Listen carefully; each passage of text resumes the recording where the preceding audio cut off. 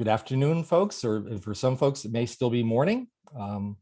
Welcome to our webinar, State Food System Plans, Are They Worth It? I'm Rich Pirog. I'm the director for the Michigan State University Center for Regional Food Systems. I'm just opening up and providing the welcome here this morning. This webinar, very common question that's asked is, will the webinar be recorded? The answer is yes, it will be recorded, and slides and also some additional information that we're going to be presenting here about a directory of food system plans. That information also will be shared. You'll hear more about that momentarily. This webinar is sponsored by the Michigan State University Center for Regional Food Systems and our partners at the University of Michigan Sustainable Food System Initiative. So in order to get things started, I'm going to, I'll be the behind the scenes slide mover, and you're going to hear me do a little presenting and closing a little bit later. At this point, I'm going to introduce our facilitator for the webinar, Kalia Souza. Kalia is at the Center for Regional Food Systems. She is the center's food systems equity and advocacy specialist. Prior to coming to Michigan State and being part of the center last year, she's been with us about 14 months. She was in Kansas doing both food systems consulting work at K-State University, and Kalia is very familiar with the machinations and work around food system plans in her state of Kansas. So Kalia, I'm going to turn things to you, and we're going to move to the next slide. All right, thanks for that introduction, Rich. So statewide food system plans, also referred to as food system charters, have been in place in several states for more than 10 years in some places. A number of other states have plans ranging from several years, or maybe they're just starting on development. So these food system plans often serve as a food system policy framework, identifying goals and priorities developed by a diverse group of organizations and agencies to advance sustainability, health, and equity in the food system. Given that more and more states are developing statewide plans, we come together today to reflect on this strategy for food systems change. So our agenda for this webinar includes the following: an overview of national trends and directory of state food system plan drafts, insights from 3 states at various stages in their plan. Michigan and New Mexico have established plans, and Hawaii is just getting started. Audience weigh-in on the value of food system plans, and next steps regarding national trends and directory of state food system plan drafts, as well as gauging interest in continuing the national conversation. With that said, I'm going to introduce Lily Fink Shapiro, Program Manager for the University of Michigan Sustainable Food Systems Initiative. Lily evaluates food systems work centered around equity and public health, and co-leads the Food Literacy for All Community Academic Partnership class.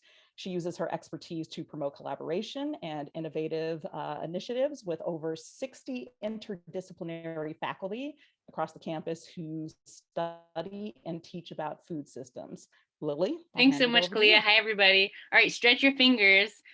Find that chat box button, and just type the first thing that comes to mind. You know, there's states all over the country that have food systems plans or charters. Which do you think is first? And I'm hoping the chat box is just going to explode with ideas. All right, I see Michigan, Vermont, Ohio, Hawaii, Tennessee, Michigan. This is awesome. I love all this. New York, Pennsylvania. No, Minnesota. No. Oh, ding, ding, ding. Okay, California is the answer. California is the answer. And I will just say that here in Michigan, we were tied for number 2. And it just makes me think we're always tied for number 2, because in Michigan, we're always talking about how we're the second most agriculturally diverse state. And once again, we were tied for the 2nd spot in developing a statewide charter. All right, I'll pass it back to you, Kalia. All right, that's a good way to get everybody into this webinar to get us started. So now we're going to introduce our next presenters, Leslie Huey and Rich Pirog. Leslie is an associate professor of urban and regional planning at the University of Michigan, where she teaches and does research on food systems planning, policy, the politics of implementation, and evaluation.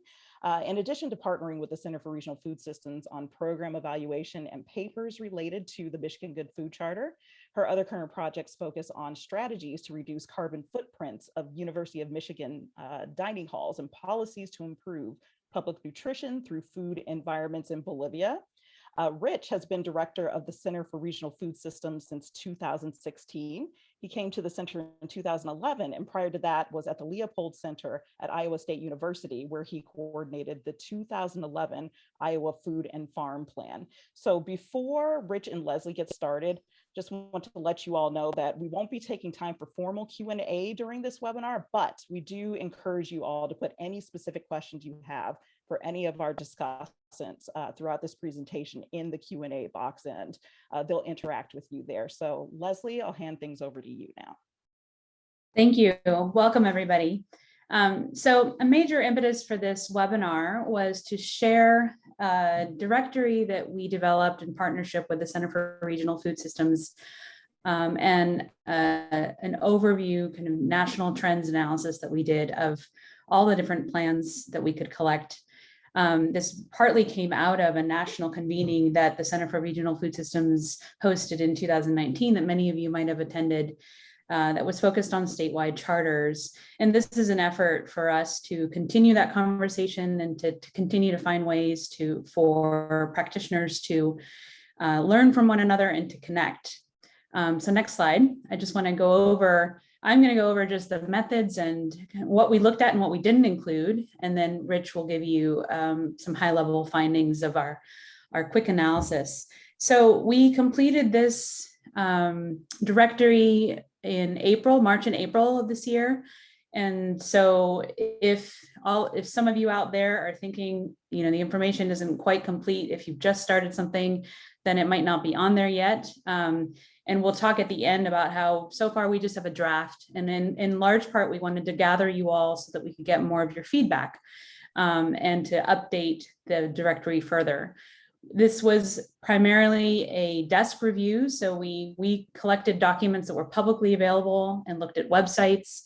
And when we could find lead organizations or individuals who were authors on these plans, we emailed them and we had short calls with some to try to verify the information we were collecting.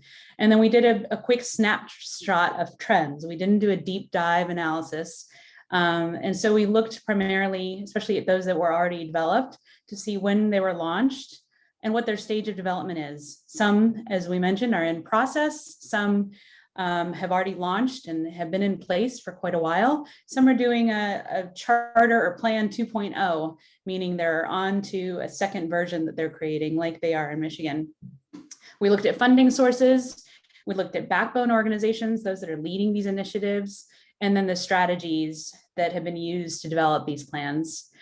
And then we wanted to explain that we only looked at state level and also multi-state plans. We didn't, we tried to look at territories and included Washington, D.C. as a territory of sorts, which may become a state as it's trying to do. We did not look, though, at other city or county plans. I'm an urban planner and look at food systems plans, and there are others out there that have done that kind of assessment and gathering of city food systems plans. But I actually don't think that most urban planners are not really paying attention to these state level food systems plans and charters that are out there. So I think that it's worth the effort to try to understand what's going on with these state level efforts. The scope was looking at those that had a very systems-based, very cross-sector, holistic treatment of food systems as a whole. So we know many of you on this call probably have been involved in many different kinds of assessments, even at the state level, or strategic plans that focus on a single sector or single topic, such as local food procurement or farm to school. We did not include those in this directory. And then we also looked for those that were really participatory. So not something that was developed by a consultant who might have done an excellent assessment, but didn't engage a huge number of stakeholders in a very participatory way. We wanted those that were trying to crowdsource ideas, build broad commitment through things like summits and work groups and many other methods. And then finally, we started calling them all plans, even though those urban planners out in the audience might have some debates about that. But we initially started with charters, and we realized not very many of them are calling them charters. And then when we looked more closely at these criteria, we found that some of them are called visions, some are called strategic plans, others are roadmaps, frameworks, food strategies, action plans. So we boiled it all down to be a little bit more simplified in our language and are calling them all plans. So those are all the parameters that we wanted to make sure you all understand as we go further into this discussion. Thanks. Okay, this is Rich Pirog again. I'm going to just give some high-level findings from this directory and report. The first, I want to start by just being really clear. Again, you're going to hear us talk about this several times. There'll be portions. We use the chat pod for the quiz question. We're now going to actually use the Q&A box for any questions you have for Leslie and I. And we're going to use it again for our brief panel. And then we're going to end with the chat pod again. So you're going to hear Kalia bring this up again. And just we're going to keep reminding you we're going to switch back and forth between Q&A and chat pod. So any questions you have for Leslie and I, please click on the Q&A box button that you see on your screen. So here's sort of the timeline. You know, we had Lily talk about California being the first state. Other states, Michigan, North Carolina, Vermont, Iowa, Virginia had plans in 2010 and 2011. And we fast forward to the most recent times in the last several years where the District of Columbia in 2018 and 2017, a group of states had some form of a plan that was put in place. You can see here that a lot were formalized in 17, and there were 6 under development based on the latest information that our research team was able to find. This is a map showing statewide and regional food systems plans using that criteria that Leslie spoke about. Just call your attention to the fact that what we were able to find out so far here is that there's about 17 states, or about a third of the states, have an active plan. About 12% have plans that are in development. 17 states have no plan that our research team was able to ascertain. And about 10 states, or about 20%, we weren't able to find any information. We did highlight the regional plans in New England, Chesapeake Bay, and you heard Leslie mention the unique situation in Washington, DC. So again, you see a wide range of states of where they are. And we've really done our best to try to invite a mix here and of states either with plans or states interested with plans. And we're going to seed the conversation for this last part, where we're going to ask some questions about both states with plans and those that are thinking of developing a plan. So we get a really diverse perspective across that continuum of where folks are in this process and journey. So the next slide here is we've found that universities and partnerships are probably leading the development of many of these so-called named food system plans. Oftentimes the organization that's leading that are called backbone organizations. Some of you are probably familiar with that term from the collective impact framework. And state government agencies and nonprofits have also led some of this work as well. But again, you can see the breakdown of the lead organizations here. Again, just a few high-level points here. More than half of these plans are funded by foundations and state government. You see sort of a breakdown again of where it is, again, with foundations and state government being some of the highest percents, with much smaller levels with national government and individual donors. And again, the report's going to go into more details. You're not going to be able to absorb all this in this very brief time we have with this slide. But statewide and regional plans were supported by 77 different and unique funders, including many foundations. And those funders that are highlighted in green here have supported food system plans in multiple states. So again, another reason you'll be able to look at this is to be on the webinar and get a chance to get a look at the directory and pore over it and ask more questions of our team. There is multiple strategies used to develop these plans: committees and work groups, public listening sessions, surveys, food summits, different types of focus groups and workshops were all used in this process. In many cases, multiple strategies were used over time. Again, a lot of this is probably not new information, but we sort of have this all confirmed in one place. And again, you'll see that this is a teaser of page 1 of the draft directory of state and regional plans, and you can see the headers here. You've got the geographic coverage of the plan. In most cases, it's a state. A few cases, it's a region.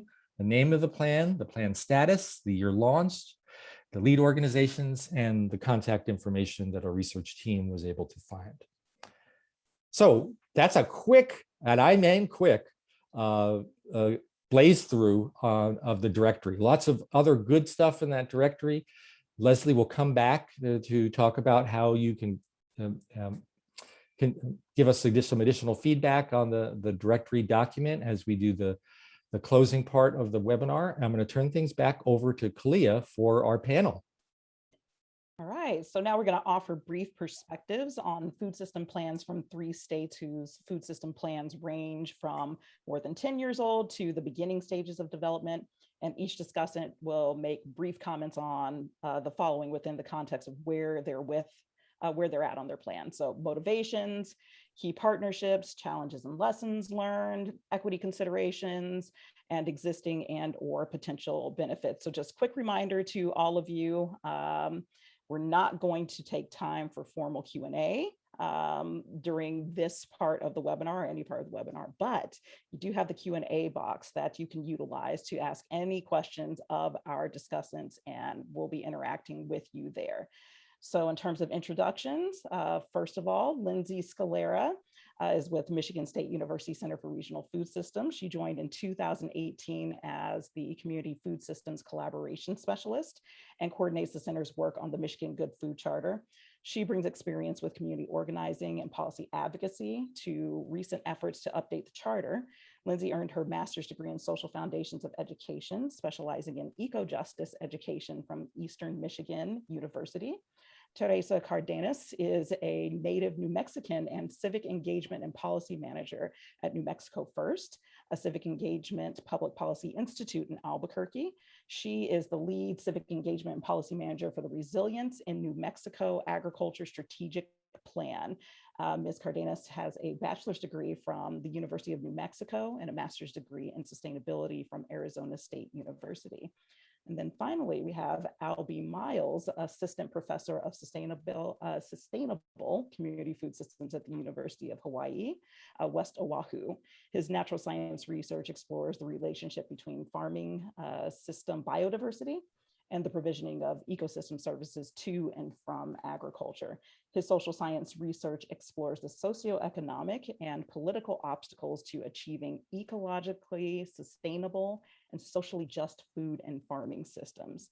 Dr. Miles is an executive committee member of the Interinstitutional Network for Food, Agriculture, and Sustainability, or INFAS, as a contributor to the collaborative and multi-sectoral food system planning initiative entitled Transforming Hawaii's Food System Together. So Lindsay, let's start off with the state of Michigan. And Lindsay, before you start, this is Rich Pirog. I just wanted to ask both Lindsay and Rachel, there may be a question or two in the Q&A pod that you can help me answer. Because I am sharing my screen, I cannot answer those questions. So there may be one or two. Leslie's answered most of them. Back to you, Lindsay. All right, thank you, Rich, and thank you, Kalia. So the original Michigan Good Food Charter was published in 2010 with goals of elevating food system issues in action and creating a space for collaboration both across the state and within regions around a central shared agenda. The charter itself was preceded by successful efforts to establish a state food policy council, and that council in turn helped set the stage for the creation of the charter. And since then, the charter has been helping build momentum across the state for efforts to advance a food system that promotes equity, health, sustainability, and thriving economies. We'll go to the next slide. So why have a state charter?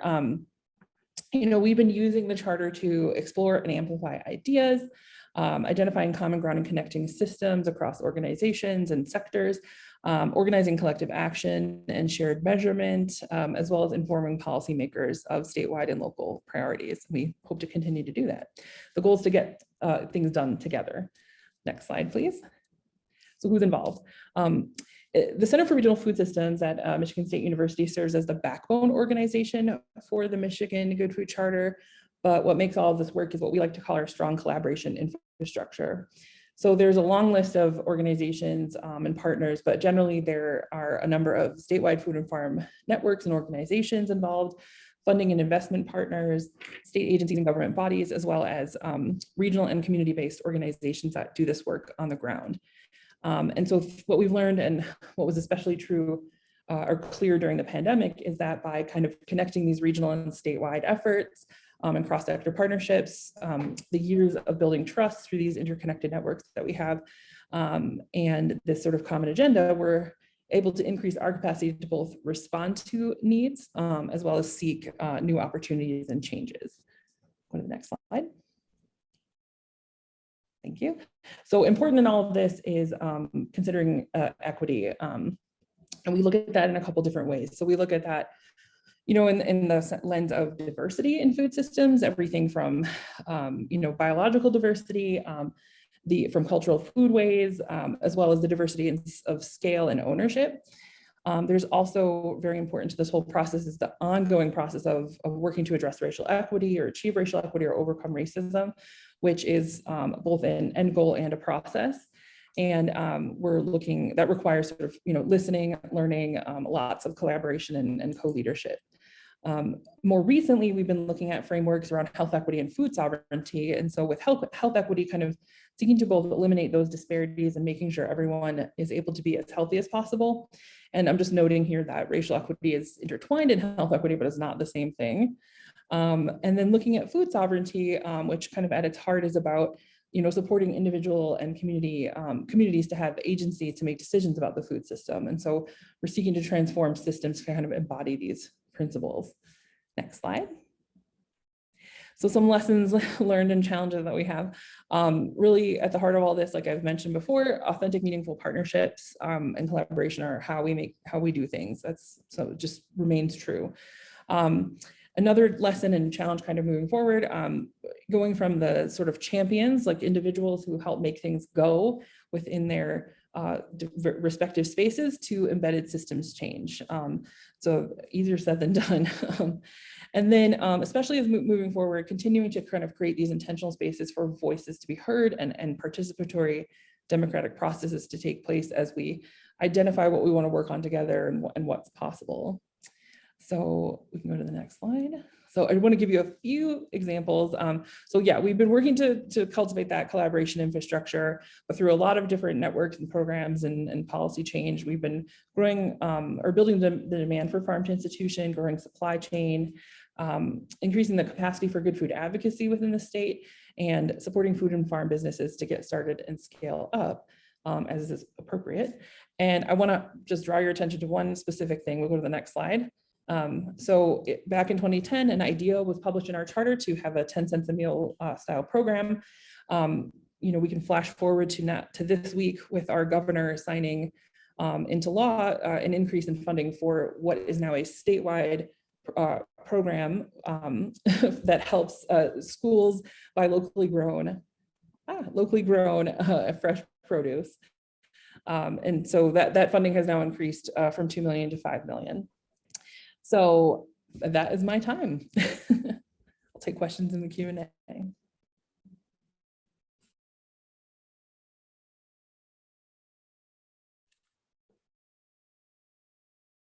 And I think we're ready for Teresa.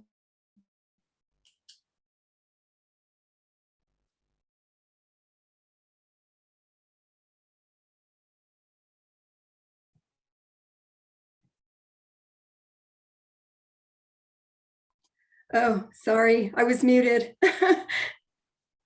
Can everybody hear me now? Okay. Thank you, Richard, for having us here from New Mexico. New Mexico First is a not-for-profit public engagement policy institute. We were founded about 30 years ago. So New Mexico, just to give you some background, New Mexico is a majority state. So we have a home to 19 pueblos, 4 tribes, a very large Hispanic and growing African-American population. We rank 48th in hunger and poverty, and about 14.2% of our households are food insecure. We are a very arid state, so water security is very common. So in 2016, about 13 regional meetings were held with diverse stakeholders around the state, and community members identified reforms to strengthen the supply chain, deal with land and water use, next generation of ranchers and farmers, and economic viability.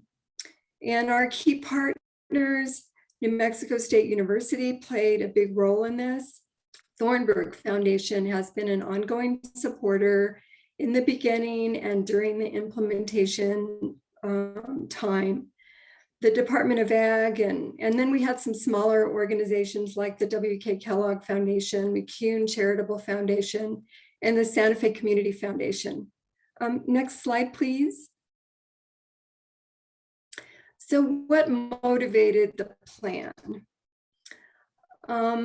Achieve greater agricultural and natural resource resiliency and ensure stability for the next generation of our ranchers and our farmers. We wanted the plan to deal with our food deserts and food insecurity and the fact that 90% of our farms export their product. Tradition and culture in New Mexico are rooted in family, small-scale farming going back thousands of years. But as we proceed with this more global food system environment, it comes in conflict with the traditional ways of farming and ranching. So younger generations are really not interested in the hard work of producing food for family and community. And then we really have a large percentage of our population not able to access a full service line of grocery stores with healthy food choices, especially those living in rural communities. So that sets the stage. Next slide, Pete, please. So challenges, what are these challenges? Well, in the beginning, it was really conducting the outreach to bring a diverse group of folks together, to come up with all these recommendations. But now we really have a lot more awareness and willingness to address the recommendations. But really what has happened over the years, participation is down, new people and original people are coming and going, constant need for education, and not really one organization can take on the recommendations. So confronting climate change affected water supply and agriculture. That really showed up in the last couple of years. So how really to navigate very complicated water problems going on for decades, plus dealing with food deserts is just really complex. And then identifying the opportunities, we actually found more than expected over time. The plan really became a vehicle for our legislators to get behind any kind of policy reform. Ideas about sustaining agriculture in, a water efficient way, and also turning around being a grower state to a producer so we can compete in a global market.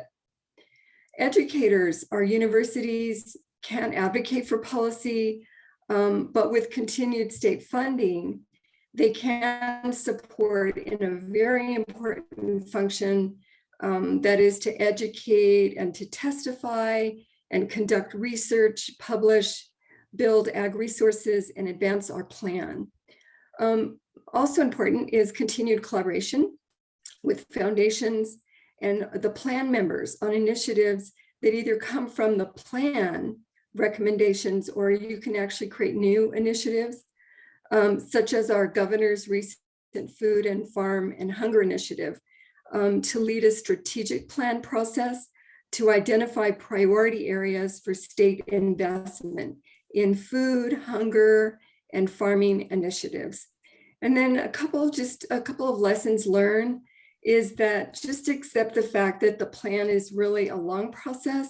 It's not a quick fix, especially if you're dealing with complex problems. And how we really maintain interest and momentum will be key as we make needed changes and develop these new opportunities. And then, of course, equity considerations. We have many historical racial inequities and disparities here in New Mexico. It spans from labor to having access to land and capital. So we are at the bottom for food and water security. So one reason is the lack of diversity in our economy, because we have a reliant budget on oil and gas and a large number of government jobs. So this project allows us for engagement for those being affected by disparities at a family production level of scale that can be aggregated up through collaboration and cooperation that can eventually help them compete in a national market for exports. So existing and potential benefits. Well, there are always many potential benefits, but one is that we hold 4 monthly implementation team engagement meetings to work on policy reform, or it could be a systems change idea. Our plans can be updated and made relevant to today's needs, and we have done that. And I just wanted to note that because folks were working together, we responded to the pandemic because we already had collaboration, and it definitely exposed a lot of infrastructure weaknesses. So preparedness is just really important. And lastly, the plan created a New Mexico State University Farm and Ranch Resource Center and a food atlas. It's a web space to get much needed information to make informed decisions.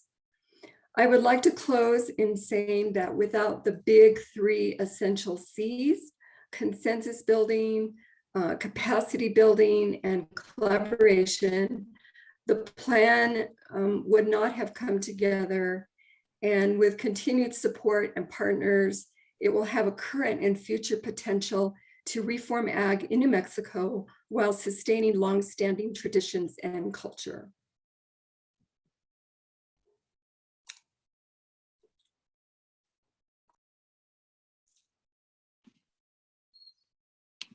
All right, terrific. Thank you.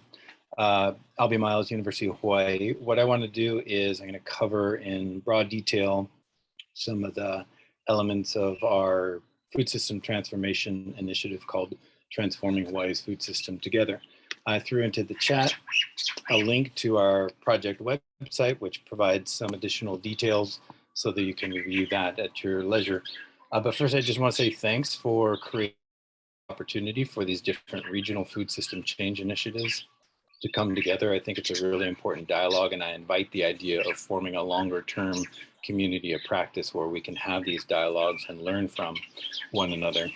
So I want to start with a little bit of context around the question of the motivation for the formation of the initiatives that we've taken on, a little context on the food system of Hawaii. We're the most geographically isolated population on the face of the planet. We import an overwhelming majority of our food. We have high rates of food insecurity and chronic illness in the Native Hawaiian and Pacific Islander population. COVID-19 hit Hawaii particularly hard because of the fact that our economy is not diversified, and we rely intensively on industrial tourism for much of the foundation of our economy. And at present, even though there's many very important initiatives happening across the state of Hawaii, there is no unifying vision. There is no unifying plan to transform any key elements of the food system to achieve state or UN sustainable development goals that the state of Hawaii has bought into. So the Transforming Hawaii's Food System Initiative is really designed to convene key stakeholders, a wide cross-section of diverse stakeholders from the private sector, the food distributors and importers in the state, the Department of Agriculture, the Department of Health, academics at the University of Hawaii. Our backbone agency is what's called the Hawaii Public Health Institute, and local foundations.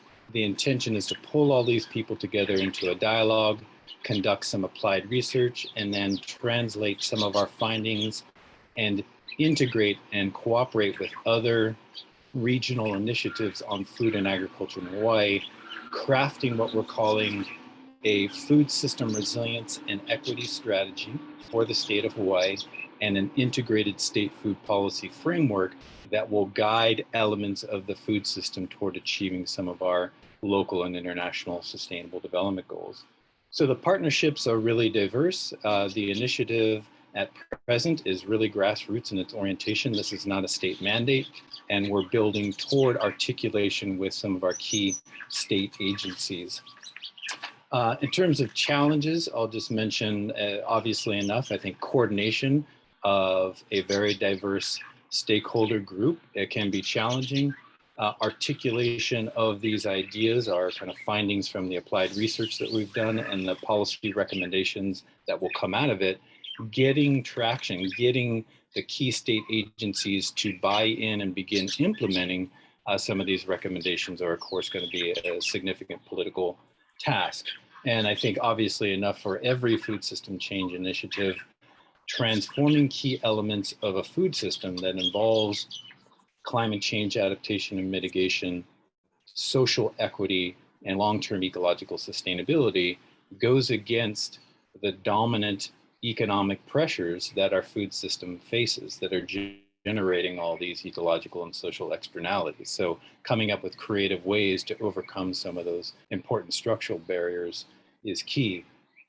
I'll touch briefly on equity considerations. So as I mentioned, one of the key elements of our initiative is to craft a food system resilience and equity strategy. COVID-19 provided us with a clear opportunity to reflect on key points of vulnerability in the food system of Hawaii, as I think it did for many regions, and anticipating that climate destabilization is going to result in additional and more frequent and severe weather disturbances to Hawaii and other regions.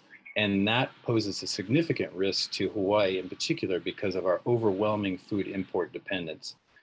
We have in state about a 5 to 7 day supply of food at any time. It basically all comes through the Port of Honolulu. If our Port of Honolulu is disrupted in any meaningful way, that means within 5 to 7 days, we're down to basic foodstuffs. So the equity considerations, I think, have to be taken into account in the context of Hawaii's history of colonial occupation and dispossession of the Native Hawaiian community. So I think that there is, our research is indicating and our historical understanding of Hawaii is indicating that the issue of social equity, including restorative justice, has to be brought to the fore of the strategy of developing a food system resilience and equity plan. I'll end with perceived benefits because our initiative is relatively new. I think obviously enough, having a common vision and beginning to pull in the same direction is important. There's been a lot of terrific initiatives in Hawaii, as I mentioned, but they have been uncoordinated. And so now we're starting to see key actors across the state beginning to come together and convene and begin articulating a more common vision and pulling in the same direction. And ultimately what we hope to achieve, and this remains to be seen, is if we can actually implement some of the far-reaching strategies and goals, then we'll be able to simultaneously address some of the outstanding issues that I think Hawaii faces, which is climate change adaptation and mitigation, enhancing food security and public health, more diversified economy and sustainable economic development, and biocultural restoration. So I'll pause there. Thank you very much. All right, thank you, Lindsay, Teresa, and Albie. We're going to switch gears for a little bit, engage with all of you in the chat box again.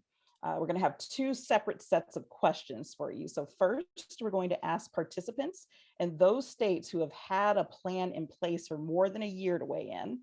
And then we're going to ask participants in those states who have just started developing a plan or are interested in developing plans to weigh in.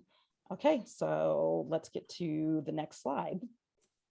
Kalia, before we do that, do you want to say something if anybody has any questions for Lindsay, Albie, and Teresa? Oh, certainly. So just quick reminder to all of you again, please do keep using the Q&A box if you have any specific questions for any of our presenters, including Leslie and Rich. So we'll keep engaging with you there, but for this portion of the presentation, we're going to focus responses to the chat box with the questions that we're going to pose. All right, so we've got the first question up there. So this is for states that have had a plan in place for more than a year. Okay, so how has a state food system plan led to food systems change in your state? So please name your state or region, and then just briefly describe one or two key changes and impacts. We'll just take a few minutes to do that. And as the responses are rolling in, I'll try to share some of that back out with all of you. So states that have had a plan in place for a year or longer. All right, so this all comes in really quick. Ohio co-created a focus on shared priorities among hundreds of stakeholders and increased legitimacy of issues, ideas, and identity of our statewide Ohio food policy network. It looks like here in Vermont, there's strong results thus far. Over 6,500 net new jobs created, 800 net new farm and food businesses created. They're currently conducting their local food counts process for local food consumption 2020. A lot of different initiatives happening. North Carolina, investment in holistic projects and positions help build stability for long-term project work. Also, looks like Minnesota, home to dozens of local and regional food networks. Statewide plan led to the first statewide convening of food networks and has helped kickstart more connectivity. There's also a food access planning guide. And looks like we've got some more responses about Ohio, Rhode Island. The state hired a director of food strategy and formed an interagency food and nutrition policy advisory council. We still have several more responses coming in. Colorado, new state legislation and spending, especially through COVID response funds. New Mexico focused their efforts with food hubs to create hyper-local food systems. Okay, still scrolling down and many more responses coming in. And just to let you guys know, we are going to be aggregating all of these responses. So clearly I won't be able to get to everything that you're putting here in the chat box, but we will be sure to get these responses back out to you in our follow-up after this webinar. Okay. So just in the interest of time and trying to make sure that we get to all of the questions we have here, let's move on to the next question for our states that have had food system plans in place for a year or longer. Okay, next question. Remember to name your state. Based on changes and impacts, was the plan worth the investment? Is it a yes? Is it a no? Is it too early to tell? And please, if you could name one big challenge you found implementing your plan. So all of you states that have had your food system plan in place for a year or longer.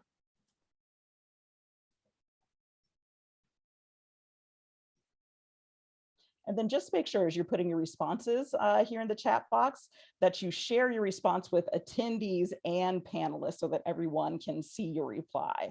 So I'll still be able to see the replies, but just to make sure that everyone can see some of the responses that are coming in. So we've got one from Ohio. Said it's too early to tell the impacts. Been at it for several years and still at it, but it's all volunteer based.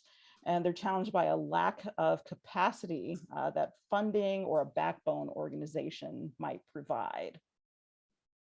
New Mexico, yes, it's worth it. One big challenge, getting and keeping everyone at the table. We've got some more responses coming in from Ohio. The Alaska Food Security Plan, I see something about creating the vision for the network of food facilities now being pursued by Alaska leaders. Minnesota, it's difficult to say. Opinions are very mixed. Some would say it's worth it. Others would argue that it was not. Minnesota Food Charter, it's more of a menu of strategies rather than a statewide plan, maybe a little bit vague. Needs some specific measurable goals, attached metrics, long-term funding in order to be successful. That allows individuals and orgs to contribute to the plan to focus on specific parts of the plan without getting overwhelmed. In North Carolina, yes, it was worth it. The process engaged both funders, 4 of which were state-based funders, and policymakers in the process. And the culmination of the plan development, the recommendations in the plan were set up for funding by several different sources and policy implementation by executive order as it was rolled out. Action started quickly, laid the groundwork for ongoing influence, and the plan itself offered 11 game-changing ideas for immediate action that could impact the sustainable local food system. And all 11 ideas have moved forward. Okay, so I think this is Vermont, emphatically, yes, totally worth it.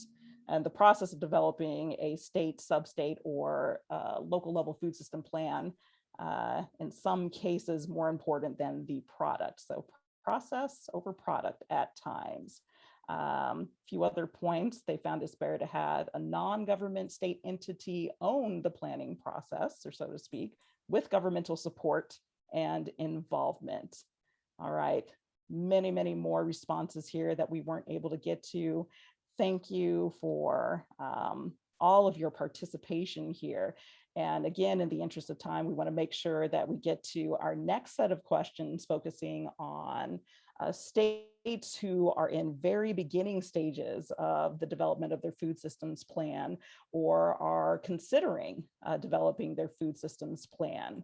So for those states, question for you, what is your primary reason for pursuing a state plan? Again, please identify your state and then briefly describe 1 or 2 key reasons for pursuing a plan. And again, as those answers roll in, we'll try to capture some of those responses and share that back out with all of you.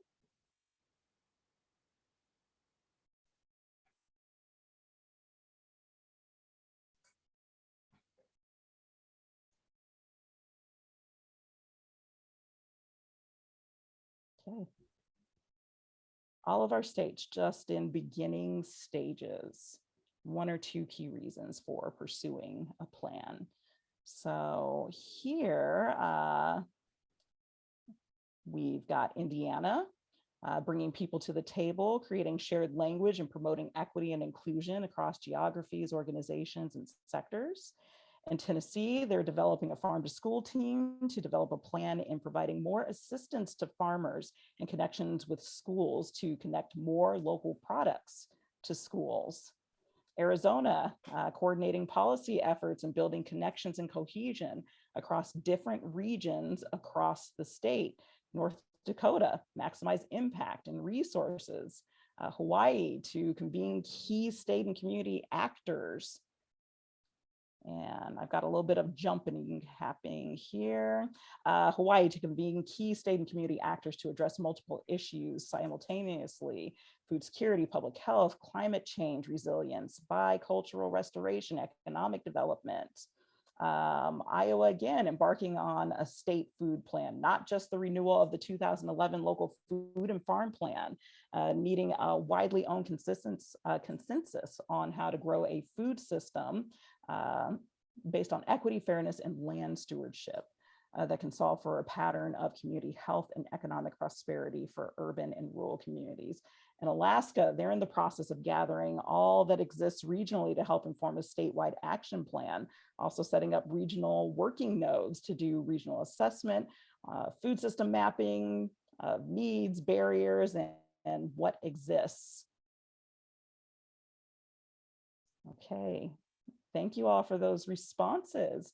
And I think we're going to move on to our last question for those states that are either in the beginning stages or thinking about developing food system plans. So what are key challenges or concerns in developing a plan? Again, please identify your state when you're typing in the chat box and just briefly describe a key challenge or concern that you perceive in developing a plan.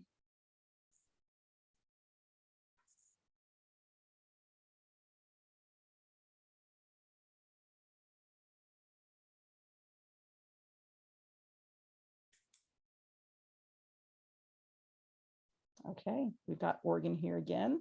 They've been building their collective voice at the state legislature, and it's starting to pay off.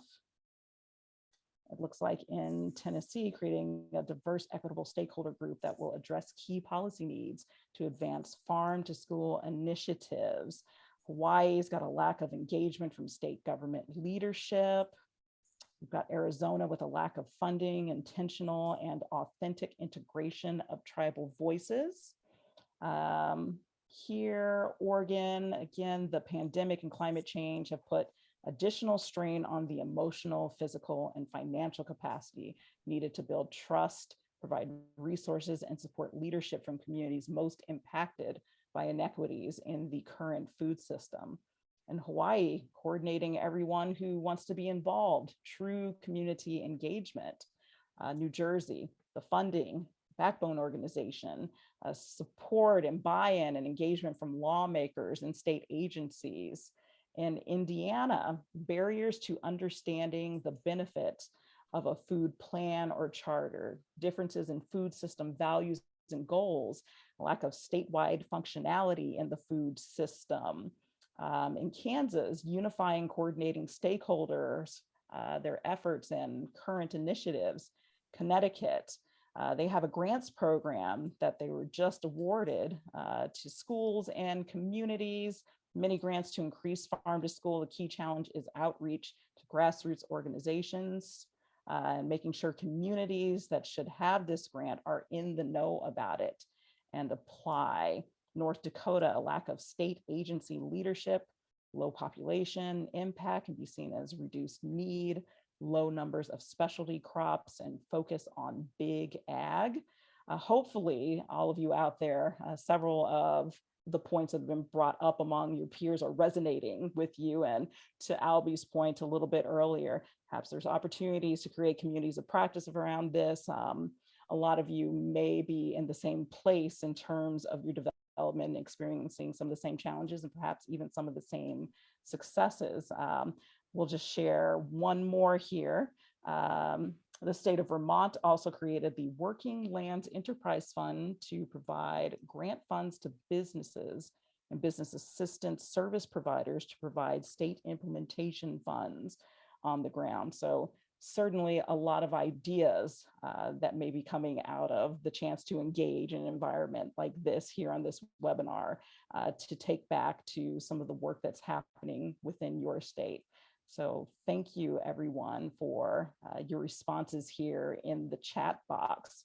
And just to let you guys know again, we'll be capturing all of those chat box responses and we'll be further summarizing these responses for all of you and sending that out in the post-webinar follow-up. So with that said, I'm going to hand things back over to Leslie and Rich to close us out.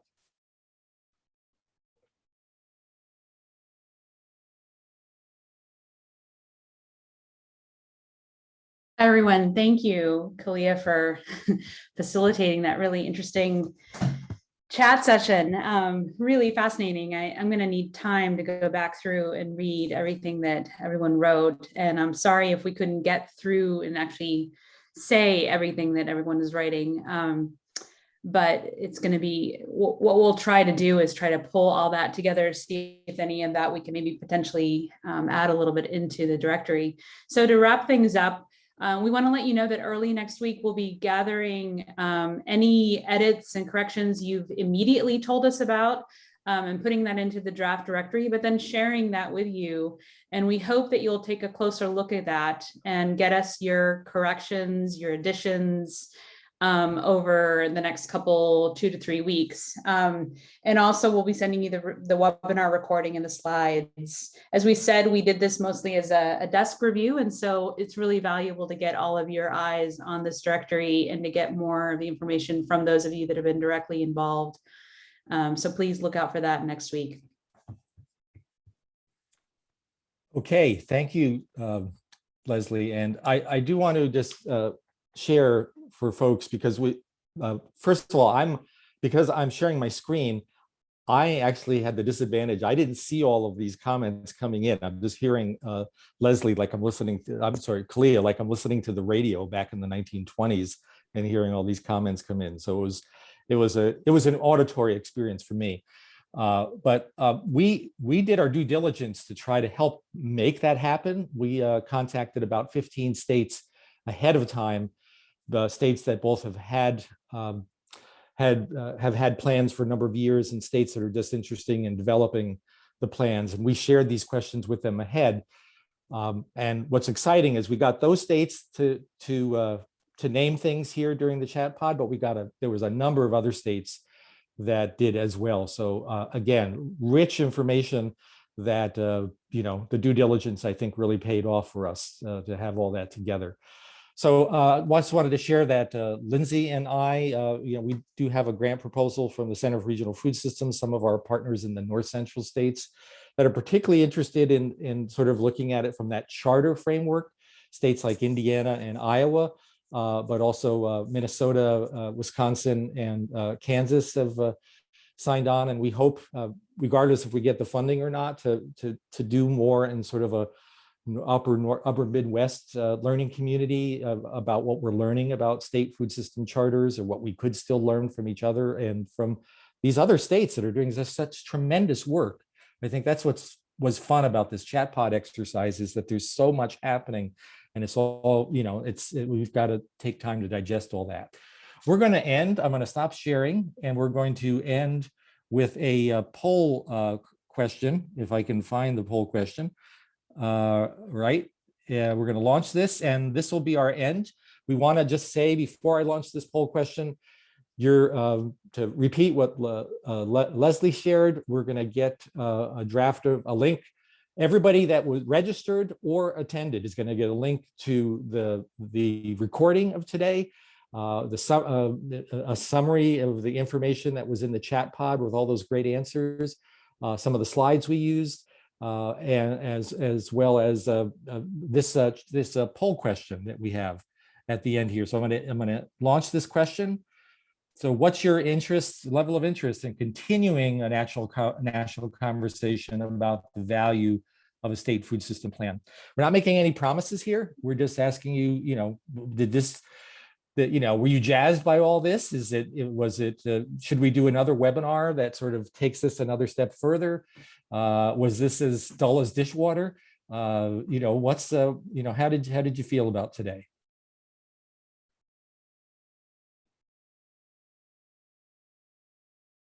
Well, we seem to see a lot of people leaning towards very interested.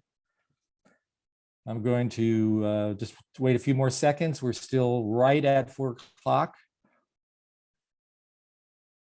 Okay, I'm going to go ahead, 10 seconds, 9, 8, 7, 6, 3, 2, 1. I'm going to end the poll now and share results. 74% of you that are still on said you were very interested. 24% somewhat interested. It was pretty much one or the other. There's only 3% said they were uncertain. So I think we've got a Strong sense here, Leslie, Lily, Kalia, Lindsay, that we should follow up on in some way on this. So we want to thank Teresa Cardenas. Thank you so much from New Mexico. Albie, thank you from calling in. And Albie, just so you know, Albie wakes up at like 3 a.m, so he can be on various calls with people on the East Coast. So he's always there. So you got to make, he's a great person to work with and a great contact in Hawaii and their work. Thank you, Albie.